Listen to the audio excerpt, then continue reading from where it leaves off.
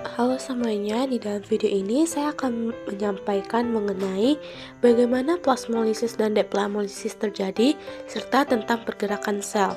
Yang mana yang pertama yaitu proses lengkap plasmolisis berlangsung dalam 3 tahap berbeda.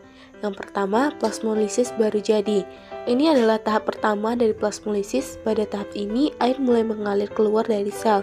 Pada awalnya, sel menyusut dari volume dan dinding sel menjadi terdeteksi. Yang kedua yaitu plasmolisis jelas, di mana ini adalah tahap kedua dari plasmolisis. Pada tahap ini, dinding sel telah mencapai batas kontraksi dan sitoplasma terlepas dari dinding sel mencapai bentuk bulat. Yang terakhir yaitu plasmolisis akhir, di mana ini adalah tahap ketiga dan terakhir dari plasmolisis. Pada tahap ini, sitoplasma akan sepenuhnya bebas dari dinding sel dan tetap berada di tengah-tengah sel. Berikut adalah video sel tumbuhan Roe discolor yang telah diberikan sukrosa, di mana ketika yang berwarna ungu ataupun antosianin ini mulai mengalami pengkerutan yang mengakibatkan pada tumbuhan akan mengalami kelayuan. Proses selanjutnya yaitu proses deplasmolisis, di mana deplasmolisis merupakan kebalikan dari plasmolisis, yaitu menyatunya kembali membran plasma yang telah lepas dari dinding sel. Deplasmolisis terjadi jika sel tumbuhan diletakkan di larutan hipotonik. Sel tumbuhan akan menyerap air dan juga tekanan turgor meningkat.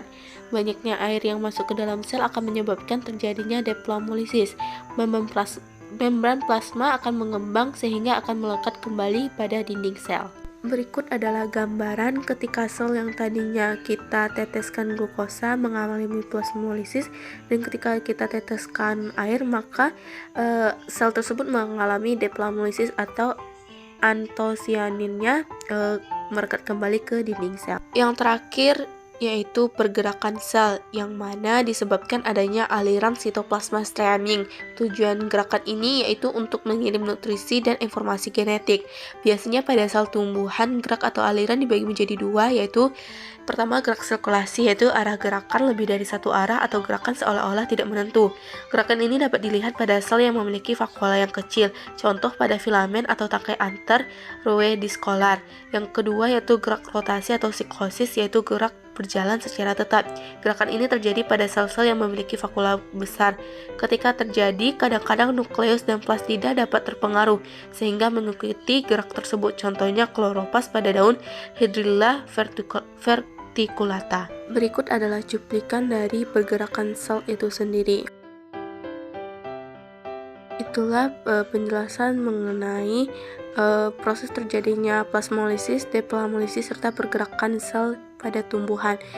Apabila ada kesalahan kata saya mohon maaf. Saya akhiri, wabillahi taufiq wal hidayah. Wassalamualaikum warahmatullahi wabarakatuh.